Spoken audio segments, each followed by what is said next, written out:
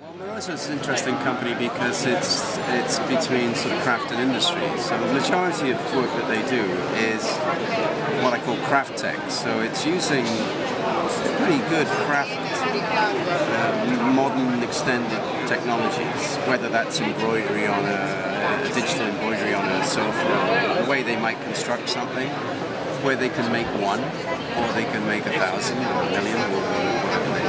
But when you shift into the technological realm, that's the dialogue that I've had with Patrizia, because when you're a small company of around 35, maybe 40 million euros, spend €1 million on a mistake could be a very big mistake. So I'm mindful of that, and so when I design, I'm designing not selfishly.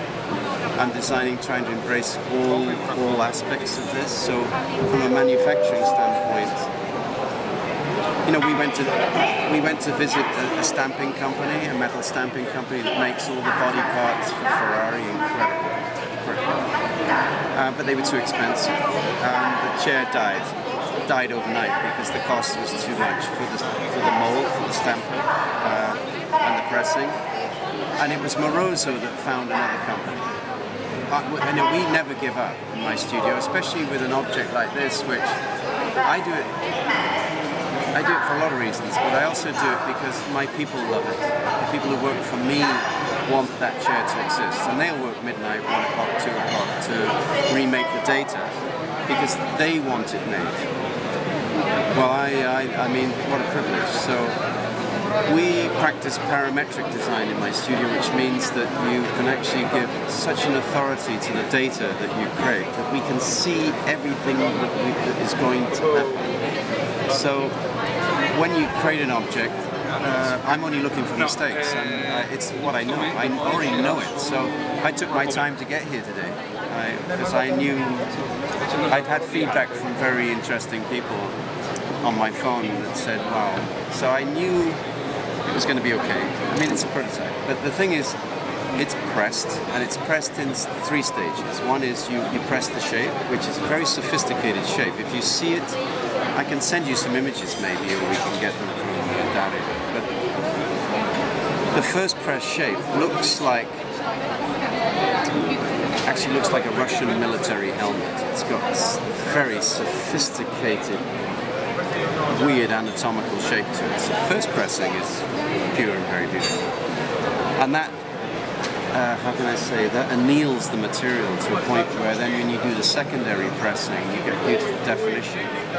And that's that dichroic, diatomic print that you get, which gives the material a life. It also lifts you a little bit away from the shell, which means if it's warm, you ventilate through that membrane. It's kind of interesting as an outdoor chair that you lift it away enough that you don't get cooled by it, but you don't get hot.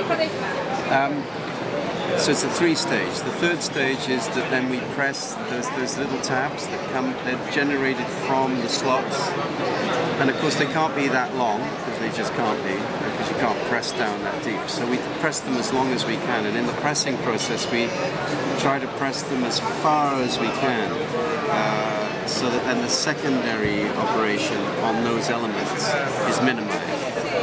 Then you have a hydroformed leg, and then basically at the moment they're sort of riveted on, but they will be bonded on, like with aircraft bonding 3M. So the thing is made like an airplane, and you know, you might like the shape, but actually what I like is the lightness.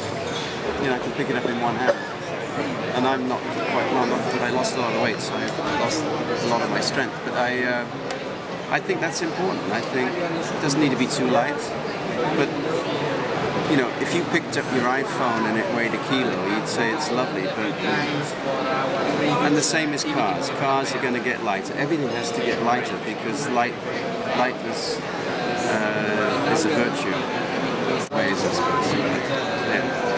Yeah, so it retains a physicality that I love and a discipline of geometry, but it is a product of now. It's a product of 2014. And I really feel that from people. I really feel people say that. It's not a archival project, and it's not derivative. It doesn't look like anything.